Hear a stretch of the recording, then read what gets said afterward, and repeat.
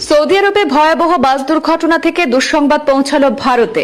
মক্কা থেকে মদিনার পথে শোকাবহ বাস দুর্ঘটনায় প্রাণ হারালেন 42 ভারতীয় যাত্রী। আহমেদাবাদে বিমান দুর্ঘটনার পর একসঙ্গে 40-এর অধিক ব্যক্তির শোকাবহ প্রয়াণের ঘটনা ইসলাম ধর্মাবলম্বীদের পবিত্র শহর মক্কা মদিনায়। দুর্ঘটনাগ্রস্ত বাস যাত্রীদের অধিকাংশই ভারতের হায়দ্রাবাদের বাসিন্দা বলে জানা গেছে। শোকাবহ দুর্ঘটনাটি স্থানীয় সময় রবিবার রাত 1:30 নাগাদ ঘটেছে বলে জানা যায়। ভারতীয় মুসাফির বোঝাই বাসটির সঙ্গে তেলের ট্যাঙ্কারের সংঘর্ষে এত বড় আকারে প্রাণহানি ঘটনাটি সংঘটিত হয়েছে। ডিজেল ট্যাঙ্কারের সঙ্গে সংঘর্ষের জেরে বাসটিতে আগুন ধরে ঘুমন্ত অবস্থাতেই গুরুতরভাবে ক্ষতিগ্রস্ত হয়েছেন অধিকাংশ যাত্রী। ঘটনায় শোক প্রকাশ করেছেন ভারতের বিদেশ মন্ত্রী এস জয়শঙ্কর।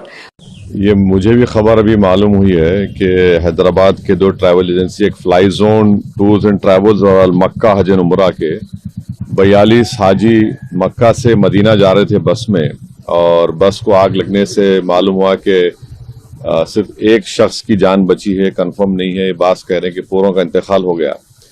तो मैंने इंडियन एम्बेसी रियाद में जो DCM है अबू मैथिन जॉर्ज साहब से मेरी बात हुई, और उन्होंने मुझसे कहा कि कौंसल जनरल जिद्दा भी और वो खुद इस पर मालूमात हासिल कर रहे हैं, और जो भी ज़रूरी कार्रवाई करना है वो करेंगे। और साथ ही साथ मैंने इन तमाम उमरा पैसेंजर्स के दोनों ट्रैवल एजेंसी से वीजा डिटेल्स लेकर ভারতের বিদেশ মন্ত্রী এস জয়শঙ্কর ঘটনায় গভীর শোক প্রকাশ করেছেন। তিনি রিয়াদে ভারতীয় দূতাবাসকে দ্রুত সহায়তার ব্যবস্থা গ্রহণের নির্দেশ দিয়েছেন এবং হতাহতদের পরিবারের প্রতি সমবেদনা জানিয়েছেন। সৌদি কর্তৃপক্ষের সঙ্গে সমন্বয় করে ভারত সরকার পরিস্থিতির উপর নজর রাখছে। আহতদের চিকিৎসা এবং পরবর্তী আনুষ্ঠানিকতা সম্পন্ন করার জন্য দূতাবাস সক্রিয়ভাবে কাজ করছে। হতাহত যারা হয়েছেন এই দুর্ঘটনায় তাদের মধ্যে মহিলা এবং শিশু রয়েছেন বলে জানানো হয়েছে।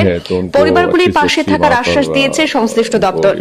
নিহতদের প্রতি শ্রদ্ধা জানিয়ে তাদের পরিবারের পাশে থাকার বার্তা দিয়েছেন তেলেঙ্গানার মুখ্যমন্ত্রী রেবন্ত রেড্ডি।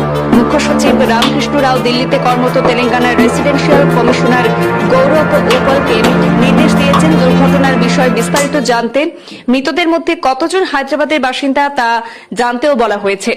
জরুরিকালীন তেলেঙ্গানার সচিবালয় থেকে একটি কন্ট্রোল রুমও খোলা হয়েছে বলে জানা গেছে।